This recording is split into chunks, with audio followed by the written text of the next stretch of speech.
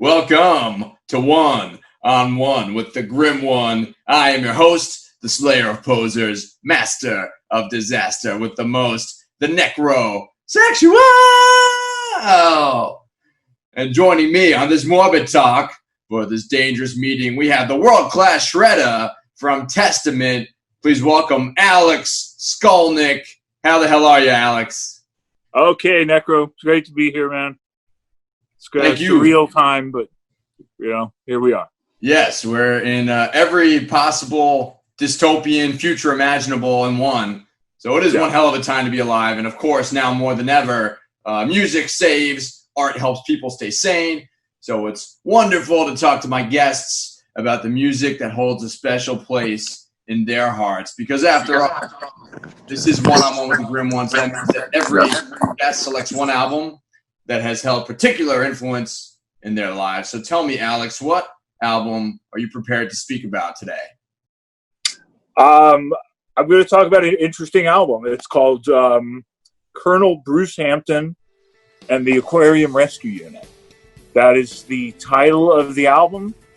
That is the name of the band. And that is the title. No, it's not the title track, but it is the name of the band and the name of the album. It's literally a unit called The Unit. So for all you metalheads who are watching that thought we were going to talk about Slayer, Show No Mercy, surprise motherfucker, curveball. And thank you, Alex, for selecting an album that is out of left field, a little bit jazzy, a little, dare I say, jam band record. Why does this record hold a special place in your heart? Yeah, it's all over the place, this record. And I think I could talk for hours about this record. Let's just talk about the diversity, right? Because it starts with a complete burning bluegrass tune. And then it's got ridiculous funk grooves in there, country, pretty much every kind of music. And I like a lot of styles of music. I play a lot of different styles of music, even though I'm kind of best known for Testament and metal. I have very diverse tastes and play with a lot of different types of musicians. So to me, it really represents that. And the if I could just talk about the guitar, the guitar is my man Jimmy Herring, and he has a screaming tone, burning stuff. So any fan of metal guitar will love his playing because it's got that intensity and the tone, at least the lead tone. But he's also just such an advanced musician. He takes it so many places. So this came out in the 90s, and it really sort of got me on this whole new musical direction and made me want to be more diverse and made me want to be a more studied musician, all those things. Yes, I believe this album came out going on 3 decades ago. Time flies when you're raising hell, that's for sure. Was it that long ago? Yeah, I guess so, right? 1991, right? Oh my, I didn't even realize it was that long. Okay, yeah, going on 30 years. And it's also a live album, correct? It is a live album, yeah. So not only is it, from what I heard, like you described, incredibly diverse, high level of musicianship and improvisation with some wacky country stuff and bluegrass and sort of all over the place. But it's also live, which is hard to pull off. Oh, yeah. I mean, they're ridiculous musicians on there. And they're fronted by a guy, the late, great Colonel Bruce Hampton, who is no longer with us. Yeah, we'll talk about that a little bit later, too. Okay.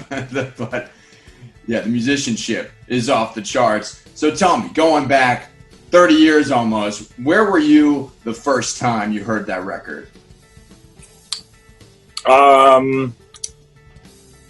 Let's see. I was just starting to venture outside of metal. And I was going to a lot of electric jazz shows in the San Francisco Bay Area. And somehow I had auditioned for Stu Hamm, the great bass player, who's still a good friend, and we still play together. I think we're finally going to record together this, knock on wood, this year. We actually have it in the calendar. But yeah, I mean, Stu gave me my first break. He was kind of best known for playing with Steve Vai and Joe Satriani. And we did this tour.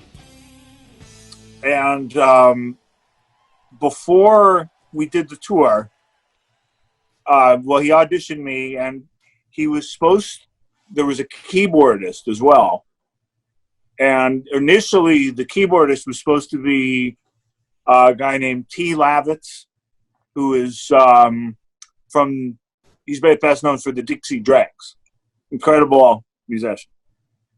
And he was playing in town in San Francisco, and I went to go hear him. And we met afterwards, and we thought we were going to be touring together with Stu, but then I don't know what happened. They had some disagreement, and probably the money. I don't know. Musicians, man. Yeah, especially those jazz musicians, they can be real pricks. Yeah. Huh? But anyway, at the time, it was a thrill because T. Lavitz was a great musician, and he played with the Dixie Dregs. He played with Billy Cobham, all these heroes of mine. And I met him after his show was great, and I met him afterwards, and excited to play together. And he said, "Hey, man, being a guitar player, I got to tell you, I heard the best guitar player I've ever heard." And this is a guy, he's been in a band with Steve Morse from the Dixie Dregs, who's like, he plays for Deep Purple now, right? Actually, currently in Deep Purple. Yeah, right. If you want to talk about Schusterfield, the guy who replaced Richie Blackmore, No Small Feat. Yeah, totally. So, Jimmy Herring of Aquarium Rescue Unit, his favorite guitarist was Steve Morse. And he was almost like the equivalent of, he was like a guitar groupie. He used to follow the Dregs around. And just, he would always watch, he'd be up front. They tell stories about it. And I think some of his friends afterwards, they met the band and they just said, "You should let him play. You should let him play. He's and he would tell us, "Oh, shut up. No." And finally, Steve Morse invited him to play. And he said, "Oh, Mr. Morse, no, I wouldn't think, Anyway, no, he's fast forward, he's the most ridiculous guitar player. So T. Lavitz had told me the story about him, and before I left that night, I just like, what was the name of that band again? It was like the weirdest name I'd ever heard. I remember I had to write it down. This is before we had smartphones. Right. Pre-YouTube, can just share a link. Yes, yeah. So I actually had to grab a cocktail napkin and borrow a pen from the sound engineer, I think, write this down. And then I know I'm dragging out the story, but it's interesting. I haven't thought about it for a long time. So then I lived in Berkeley, California. And I would shop often at Amoeba Records, the original Amoeba. Now there's a more famous Amoeba in L.A. But the original one, I got to know the owner, the founder, and I would sometimes request stuff. And I requested this, and he never heard of it. He said, "That's the weirdest name, but we don't have any, I don't know if they have albums or, but if it comes in, we'll let you know." And I get a call one day, and, "Alex, I think I have that album you're looking for." And I rushed down to Telegraph Avenue. It was a used CD of that album, and they were on Capricorn Records. I think it was. So they had the label had something to do with the Allman Brothers, but I think the label had folded at some point, and it was out of print, and it just had a really small cult following. But anyway, so I remember, I had to special order it, and I had heard about it from T. Lavitz, and then when I got home and put it on, I was just floored. It was like Zappa meets the Dixie Dregs meets Weather Report. Yes, and with some funky bass lines thrown in there too. Holy hell. The second track, I believe, has some popping and slapping bass lines, which always blows my mind. I like now he has since become very well known. Now, sadly, the band could never catch a break. Yeah. It's amazing. With a name like that, who would have thought they wouldn't be able to catch a break? Yeah, it's such a catchy name. Yeah. And it's amazing. And they came through town a couple times, and I got to meet, and Jimmy, he actually recognized me, which flipped me out, because I had given an interview, and they had asked me, any new guitar players you've heard? And at that point, Testament was still getting a lot of press. And I think our latest album had come out, and I had mentioned him, and he during I think it was during the sound check. Yeah, I walked in during sound check. The door was open. I'm like, I was with my buddy. Like, what? They're sound checking. Oh my God, we can't miss this. And then after they were done, I wanted to come up and say hi, and he jumped down. Your name's Alex, and he was all excited. Anyway, so Jimmy is still the nicest guy. The band they had fans. I was a fan. They had much more famous fans than me too. People like Bruce Hornsby, Dave Matthews, all these are acts in the '90s that were starting to catch on. They would try to get their record labels to sign this band, and nobody would. They got taken out on tour. The original jam band festivals started happening, and they were a big part of that. And eventually, it just didn't catch on. So eventually, the players were so good, they started getting picked off by other bands. So the first guy that got picked off was the bass player, O'Teal Burbridge, and the band that picked him off was the Allman Brothers. And he played with the Allman Brothers right up until their final show. And when they reunited, the latest Grateful Dead project. Oh yeah, Dead and Company with John Mayer. When that put together, they picked him on bass. So now, he's. Everybody knows his name from that, but for the longest time, I was a fan just from this album that I had to special order, and that they had to call me up when they finally got a used copy. It's kind of crazy. Oh, and then two of the other guys, Jimmy, the guitar player, and the drummer, Jeff Sipe, they got picked off by Widespread Panic, and they're currently playing with Widespread Panic. Wow. A truly cult metal band. Yeah, so most of them ended up in very well-known acts. But that was like a jam band supergroup, and they're all amazing players. Sadly, the mandolin player just didn't want to tour. He could have, and he's incredible. He's easily as incredible as anybody else on the record. Yeah, you could probably get a gig with Richie Blackmore's new project. It's all Renaissance music. Boom. Oh, yeah, totally. He can get a gig with anybody. But I heard, he just wants to work in a music store in Atlanta. And that's at least, he gave us some great playing. They did a couple other albums, too. They did some albums not with Colonel Bruce, and then they reunited with Colonel Bruce. And Colonel Bruce, he was just a big part of the whole scene that they came from. And it's funny that you mention a jam band, because for heavy metal guitarists, they tend not to be the type of people that are super into jam band music, but like, was that this first band of that kind for you that you ever really got into? Yeah, I'd never heard of the term. I didn't even know what that was. So Alex, tell me, who was the first guitarist that you heard? Or tell me about the moment when you decided that you wanted to play guitar. Like, what was that like?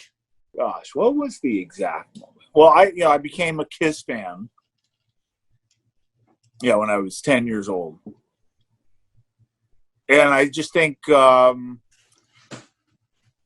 first I was drawn to, their look. It's not that different from your look, right? Right. Don't say that too loud or Gene might sue me. Right, that's right. So, I didn't know anything about them. I just thought, okay, this is, they're like comic book characters that do music. But it was so exciting as a kid that I just, I just feel like I'm definitely going to like it. And the first album I got, I didn't even know what compilations were or greatest hits, but it was a greatest hits compilation called Double Platinum.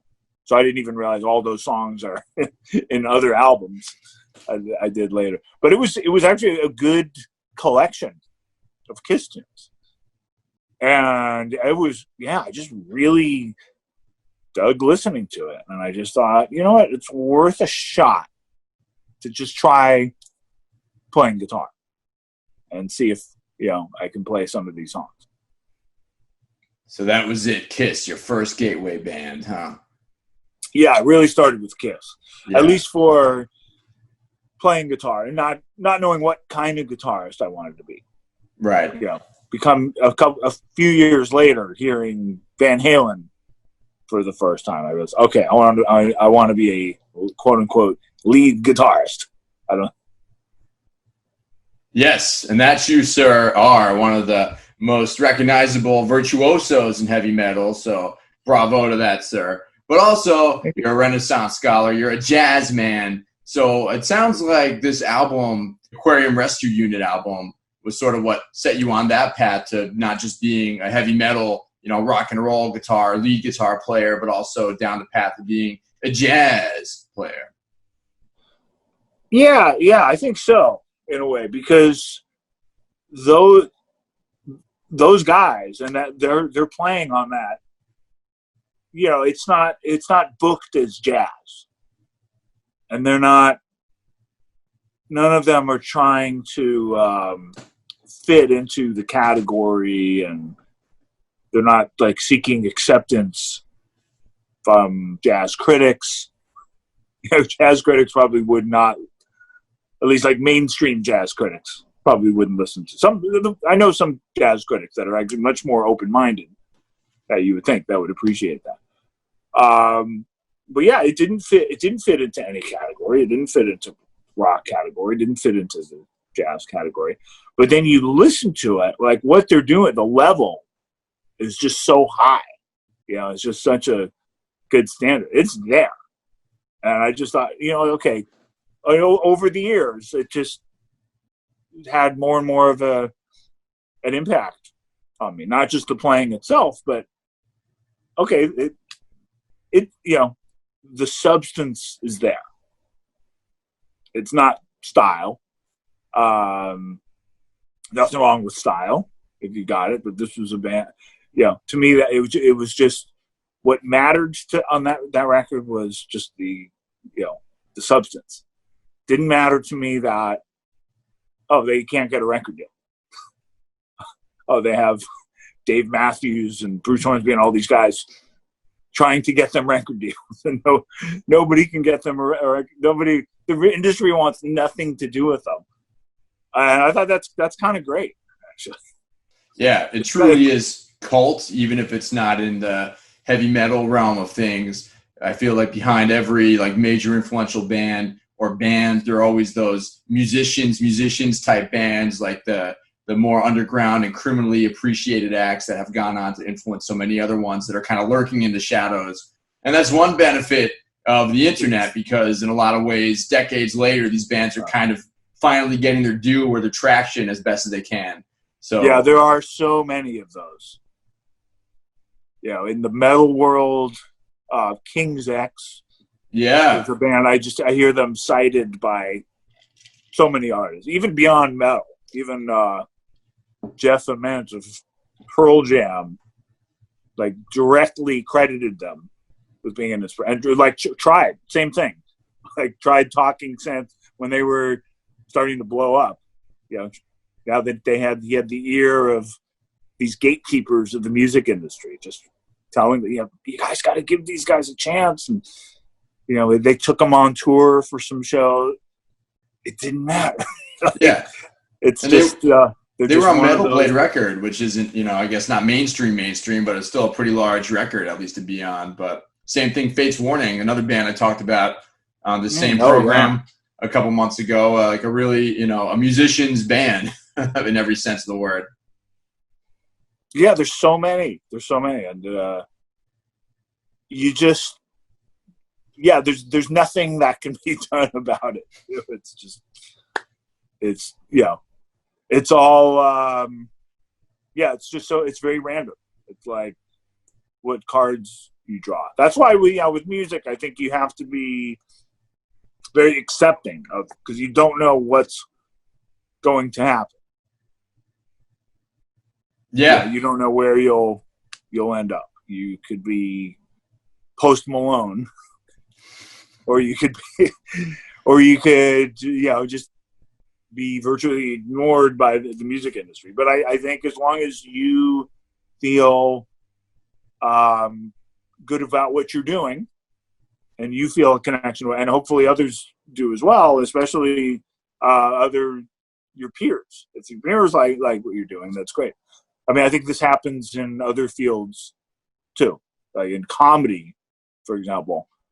I remember there was this guy, Colin Quinn, and he's still out there, and he does like a one-man show, but he's just not really a household name anymore. But right, yeah, he had a little rub in the '90s and early 2000s. He had some programs I remember on TV. Yeah, he'd pop up on Comedy Central, do an interview show, but then you hear guys interviewed, and they're raving about. I just heard Jerry Seinfeld interviewed, and that's a name. Yeah, he just keeps bringing him up. He's like, I looked at Quinn. I still watch what Quinn does.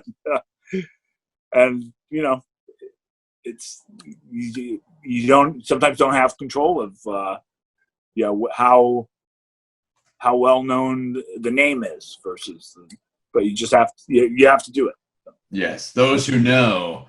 And one other thing I want to mention when I was doing a little bit of my research for this conversation with you, Alex. So Colonel Bruce passed away, and I feel like the most rock and roll, especially as a jam band musician, if there's one way to go out, that is like the holy grail of going out. This guy had. Yeah, it's very metal. Do you want to tell us what happened? Yeah, I mean, Lemmy almost died on stage, right? He just kept going. He said he was going to die on stage. He didn't literally die on stage. Yeah, close enough, though. It was like 2 weeks later. Close enough, yeah. It was within a close enough time zone of him. And, he was still... But anyway, Colonel Bruce Hampton literally died on stage. End of the show. Yeah, during the encore. And it was also his 70th birthday bash. So it was like this giant... Yes. Yeah. Right? It's nuts.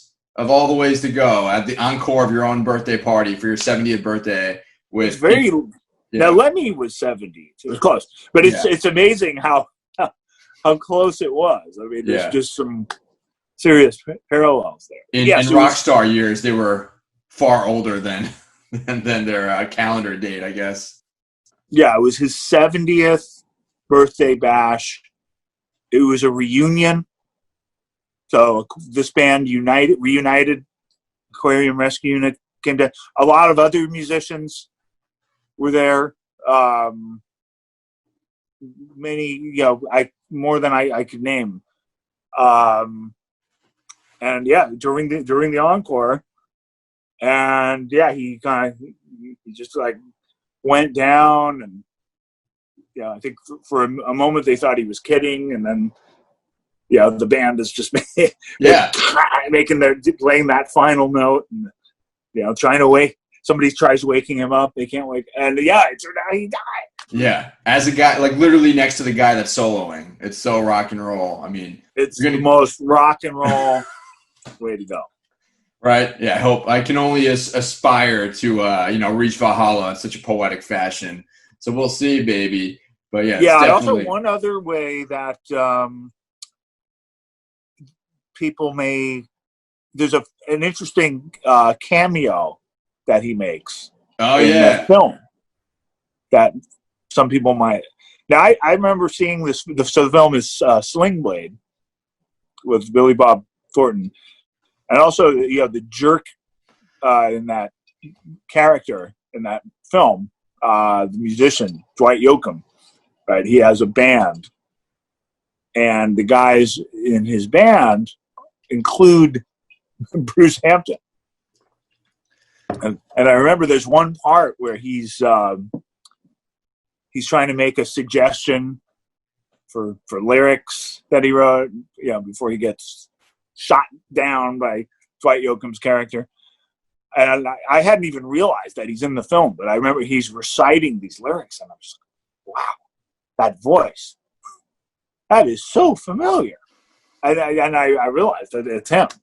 So yeah, if you've seen the movie Sling Blade, which many people, then you've seen him. You just might not have known it. That's the great Colonel Bruce. Right, Colonel cameo. Another musician. I'm diverging a little bit, but one other musician that died on stage. Maybe you would know this band, Morphine. Their bass player, Mark Sandman. Yeah, that's right. That's right. Yeah, I don't know about him. He had a heart attack on stage in Italy, I think. So. Oh my God, incredible. Rock and roll, baby. Yeah, it's happened a few times. Yeah, not that often. Nick Menza from Megadeth. I think he collapsed. He might not have been on stage. Right. I think he collapsed. The Big Potato. Yeah, I've played there. That's a instrumental club in LA. There was also a famous comedian from like the early 70s, Dick Shawn, who's well known for his role in The Producers, the Mel Brooks film. He died on stage, and he was such a wacky comedian. I mean, he was a very Robin Williams type comedian before Robin Williams. He kind of set the template for that type of comedy. So when he collapsed during his show, everybody thought, it was it's hilarious. It's and it went on for a long time, and they were just laughing. Given who it is, it made sense. But sadly, it was. Hey, I said this was a morbid talk, so hey, we got a little bit more. There you go. There you go. Absolutely. Yeah. So, Alex, of course, you're known for your work in Testament. You have a new album out, Titans of Creation, still shredding. But I want to know, what are you most proud about as a musician or just as a person outside of Testament?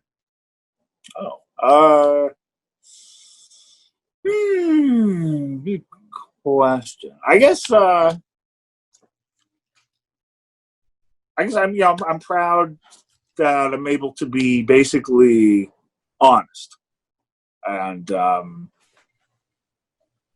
I think a lot of us get into music. It's almost like this. There's like escapism there, and some people kind of lose themselves, have trouble figuring out who they are, and especially in like in LA and like the whole showbiz culture of LA.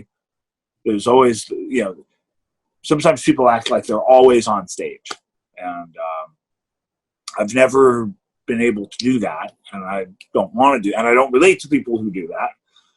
And I think that was one of the reasons why I got into metal first. Was that there was just this directness and honesty, and So I think, yeah, whether it's musical or personally, there's no act.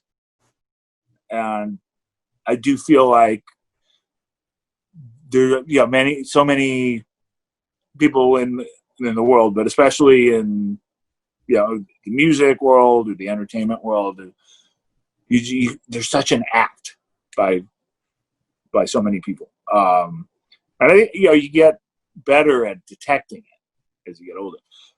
And I think social media has just amplified that, because now you can present this whole image of yourself. And I guess if I'm proud of something, there's nothing fake. I'm who I say I am. I'm not hiding anything. When I play live, if I do an Instagram video, I'm playing. I'm not and I can tell when people pre-record and they perfect it, and that, that's fine if you're doing like a performance video and whatever. But I think if you're presenting something as, I'm actually playing, but you're not, that, to me, that feels dishonest. Yes, especially in heavy metal, we have the very strong sense of poser detector. That's right. That sort of thing. Right. Yeah, no, that's exactly right. And I think, especially with music, with heavy music of any type, it's easy to phone it in and copy paste everything and sound mechanical. And that's what a lot of music really, for a while, really seemed to sound mechanical. And I just couldn't get excited about it. I mean, now I think there's much, people have caught on. There's much more interesting music to listen to, but even so, there are, I'm not going to throw any bands under the bus, but there are some that just sound so perfected, and it's very obvious they took the section from that I already heard and just moved it to the next section, and then to that, and that's so obvious. Yeah, copy paste, motherfucker. Yeah, they didn't do that. Black Sabbath didn't have to do that. Yeah, Led Zeppelin didn't do that. You guys didn't do that back in the day. Yeah, even if they're playing the same part, they already played that part, but it's not exactly the same. Yeah. And there's also a beauty in the imperfections that are there because it adds character, and you have that character. Yeah, absolutely. Speaking of social media, I want to say I do applaud and definitely enjoy your social media on Instagram. People can always check it out on the Instagram handle that I'm going to show right here. Everything from your jumpsuits that you had in the 90s to your old pictures on the road to your newer shit. So what else is going on in your world these days in this age of pandemic, Alex? I try to only share when I have something worth sharing. Yeah. I don't share, just here's my lunch. Yeah. Woo! And yeah, I'm I don't know if blessed is the right word, but I feel very lucky that I got some great fans that come along, whether they know me from Testament or my instrumental stuff or some of these recent projects that have sprung up. So like you're asking about what's happening now with the age of quarantine.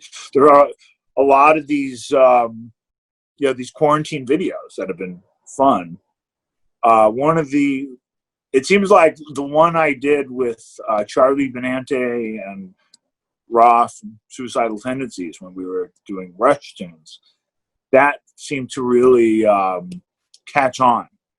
And it just really, there weren't as many videos like that. It's not like it's so long ago, right? We're only talking about March, but I'll tell you what, though, March seems like that might as well be 6 months ago. Like so much has happened. Right? So much has happened.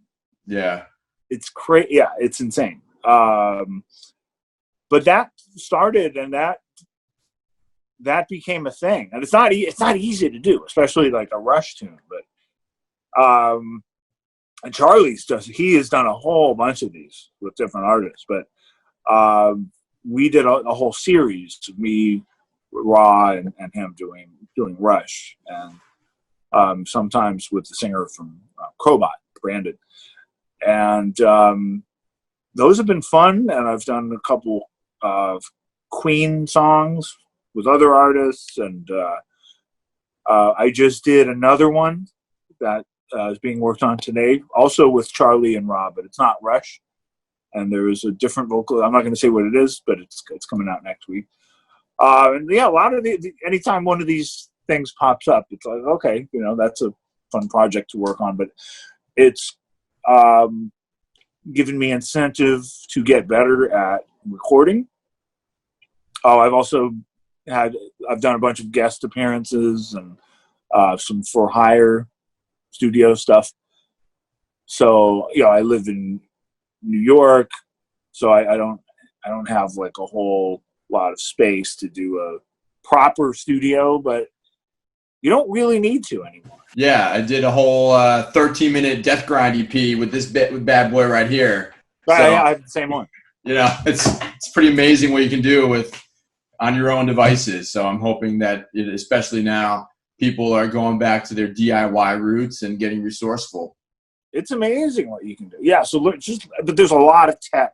There's so much tech. And I've never been a huge tech person, but I've had to get over that and just learn how to deal with that. It's very different than dealing with musical instruments. I'm somehow much more natural at handling instruments, but with technology, there's a lot of troubleshooting, a lot of online tutorials, but between Logic, learning to do videos on Final Cut, doing tutorial videos, getting better at the effects I use, the digital products I use. I just launched a Patreon today because a lot of folks, I get a lot of requests, and I sometimes share videos of what I'm working on, and people will say, "Oh, can you show me how to play that?" Or can you do this Testament solo? Like the one they always ask about is Return to Serenity. It's like this from around that same time period, and I finally did it. I was kind of inspired by this. Some friends in Nepal have an organization, Metal for Nepal, and they asked me if I could do a playthrough to help raise awareness for their organization.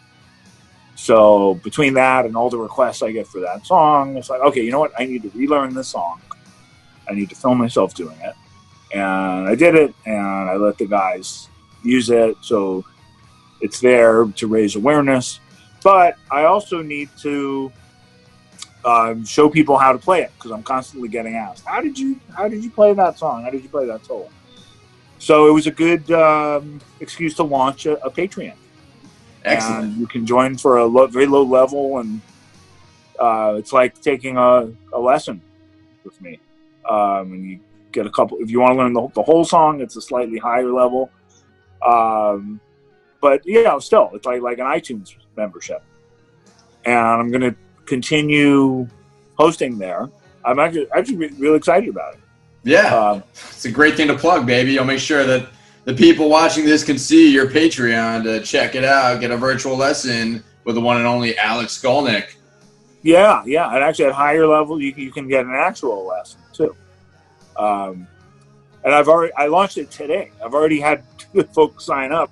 So yeah, it's cool. So I can already tell this is going to be a big, because now I have to follow through, and I got to keep posting content. But it's good because this is now a thing. This is my thing. I'm not touring, but this is a really good way to keep my level of playing up.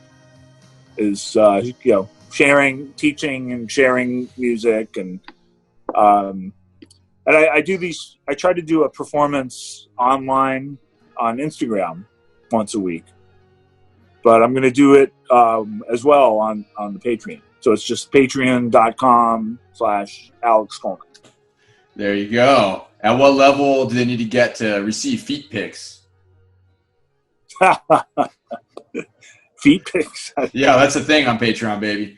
No, but I gotta work that in there.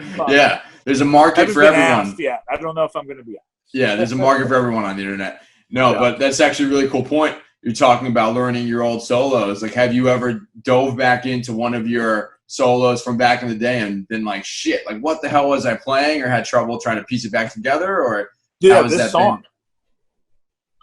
Yeah, it was weird because, I'm like the thing I posted like the week before I'm always trying to learn some other solo, somebody else's solo. So I just finished up with a 1960s solo by George Benson. I posted a clip of it last week, and that's been a process to learn.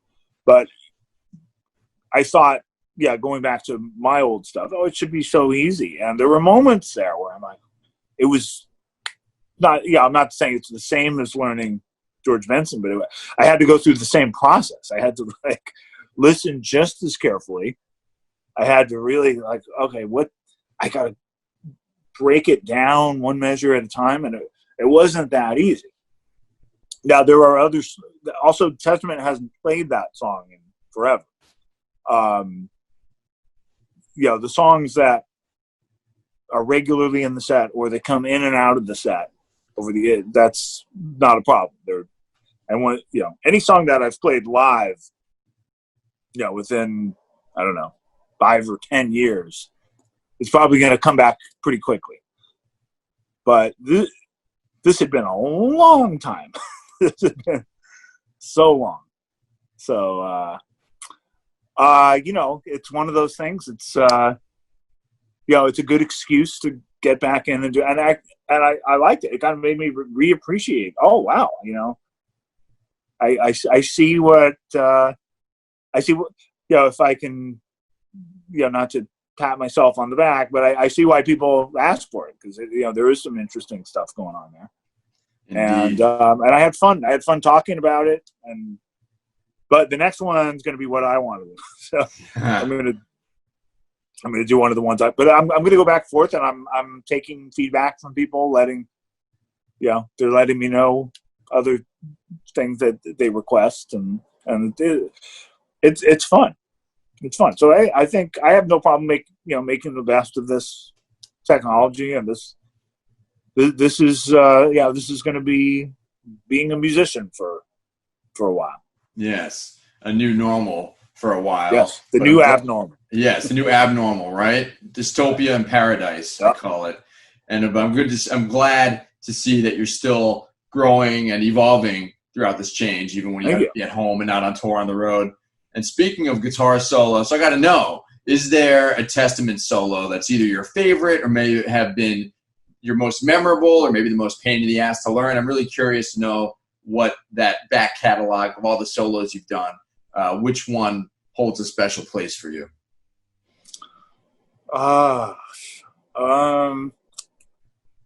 Well, because, as I mentioned, Return to Serenity, because we don't play it often. That was tough to learn. But live, I'll pick one of the more recent ones.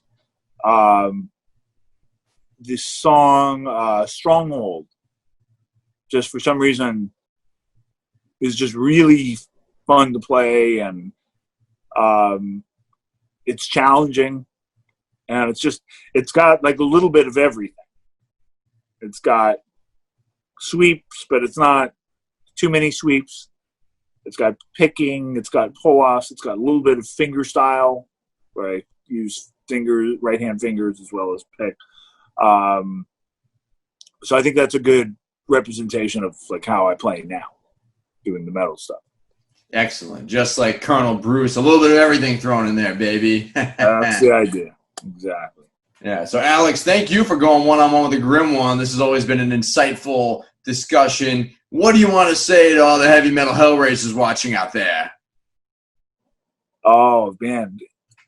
Thank you guys for being there. And, we're going to get through this. We will have live music again one day somehow. But we need you to be safe and wear your mask.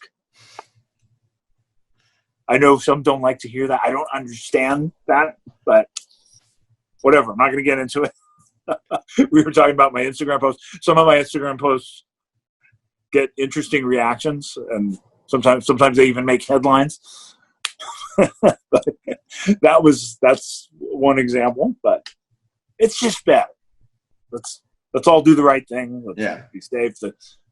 The quicker we get through this, the quicker we can have concerts again. Yeah, at this point, people that aren't, really adhering to social distancing or wearing masks, they're just making it worse for everybody else and dragging it out. Yeah. So bite the bullet. We have PlayStation, we have the internet, we have Netflix, we have Alex Skolnick's Patreon, where you can learn all the solos that'll keep you at home for hours at a time trying to play Return to Serenity. So just stay home, wear a goddamn mask, and we'll get through this, damn it. That's it. Exactly. Well said. Excellent, Alex. Well, thank you for going one-on-one with the Grim One. Hey, Alex, it's always a pleasure. Hope to see you again, baby. You got it. All right, I'll see you soon.